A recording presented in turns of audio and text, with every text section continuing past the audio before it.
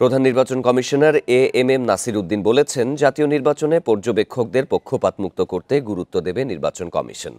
সকালে ৮১টি দেশি নির্বাচন পর্যবেক্ষক সংস্থার প্রতিনিধির সাথে কমিশনের সংলাপে কথা জানান সিইসি। সকাল 10:30টায় আগারগাঁওয়ে নির্বাচন ভবনে শুরু হয় এই সংলাপ। 2 ধাপের এই আলোচনায় পর্যবেক্ষকদের মতামত, পরামর্শ, সুপারিশ সংগ্রহ করবে ইসি। সকালে 40টি এবং দুপুরে 2টা থেকে 41টি সহ মোট 81টি পর্যবেক্ষক সংস্থার সাথে মত বিনিময় সভা হবে। এর আগে রাজনৈতিক দল, শিক্ষাবিদ, বুদ্ধিজীবী, নাগরিক সমাজ, সাংবাদিক, নির্বাচন বিশেষজ্ঞদের সাথে মত বিনিময় করেছে ইসি। গত 13, 16, 17 ও 19 নভেম্বর 2 সেশনে অন্তত 47টি নিবন্ধিত রাজনৈতিক দলের সাথে ইসির সংলাপ অনুষ্ঠিত হয়। আপনাদের রিপোর্টিং এর উপরে অনেক কিছু নির্ভর করছে। ইলেকশন কমিশন আমাদের এজেন্ডা একটাই, একটা ক্রেডিবল, সুন্দর, ট্রান্সপারেন্ট নির্বাচন জাতিকে উপহার দেওয়া। সেটা সামনে রেখে আমরা যে কাজগুলো সাজিয়েছি সেটা প্রপারলি করতে পারতেছি কিনা। এ নিয়ে আরও জানাতে আগারগাঁওয়ের নির্বাচন কমিশন ভবন থেকে যোগ দিচ্ছেন সহকর্মী সুলতানা জাহান মিতু। প্রধান নির্বাচন কমিশনার এই যে দুপুর 2টা পর্যন্ত 40টি সংস্থার সাথে তাদের যে সংলাপ হবে, শুরুতে স্বাগত বক্তব্যে তিনি কি বলেছেন, আর এই পর্যন্ত কতজনের সাথে সংলাপ অনুষ্ঠিত হয়েছে? দেখুন, তিনি যেটি বলেছেন যে আগামী জাতীয় নির্বাচনে ক্যামেরার ব্যবহার, অর্থাৎ সিসি ক্যামেরার ব্যবহার করতে নির্বাচন কমিশন একেবারে উৎসাহিত না। প্রয়োজনের বাইরে তারা সিসি ক্যামেরা ব্যবহার করবে না। নির্বাচন কমিশনের চোখ হয়ে কাজ করবে সাংবাদিক এবং পর্যবেক্ষকরা। তাই তাদের পর্যবেক্ষণটা সুষ্ঠু হওয়া বাঞ্ছনীয়, কেননা তাদের পর্যবেক্ষণের উপর নির্ভর করবে মাঠের পরিবেশ কেমন থাকে এবং সেই অনুযায়ী নির্বাচন কমিশন কতটা ব্যবস্থা নিতে পারে সেই বিষয়টি।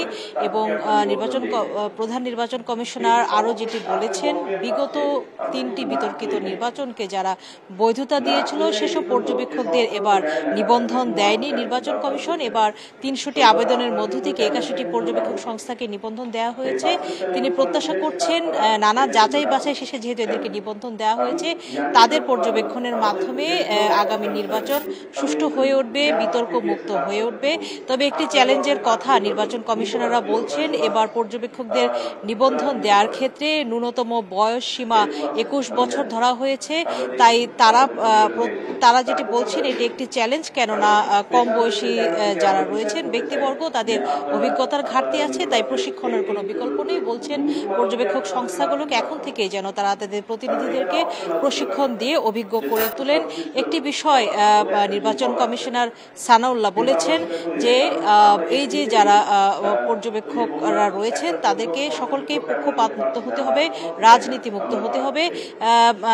তারা যেটি বলছেন যে আমাদের দেশের জনগণ, অর্থাৎ বাংলাদেশের জনগণ স্বভাবতই বেশ রাজনীতি সচেতন। তাই এখানে খুবই সতর্কতার সাথে পর্যবেক্ষকদের প্রতিনিধি বাছাই করতে হবে। নির্বাচন পর্যবেক্ষণ করতে যে তারা যেন রাজনৈতিক দলের প্রতিনিধি না হয়ে ওঠে সেই বিষয়টিতে সর্বোচ্চ সতর্ক থাকতে আহ্বান জানানো হয়েছে। এই যে পর্যবেক্ষকদের সাথে সংলাপ, এই সংলাপেও নানা গুরুত্বপূর্ণ মত উঠে আসবে। এর মধ্যে অনেকেই আছেন যাদের হয়তো অভিজ্ঞতা আছে বিগত নির্বাচনগুলো পর্যবেক্ষণ করার, সেখানে কি কি অনিয়ম ব্যত্যয় হয়েছিল সেসব বিষয়ে তারা নিশ্চয়ই নির্বাচন কমিশনের সাথে শেয়ার করবেন এবং সেসব থেকেই নির্বাচন কমিশন যে সুচিন্তিত মতামত সেগুলো আমলে নিয়ে আগামী জাতীয় নির্বাচন অনুষ্ঠানের ক্ষেত্রে ভূমিকা রাখবে। এখন পর্যন্ত এই ছিল সবশেষ।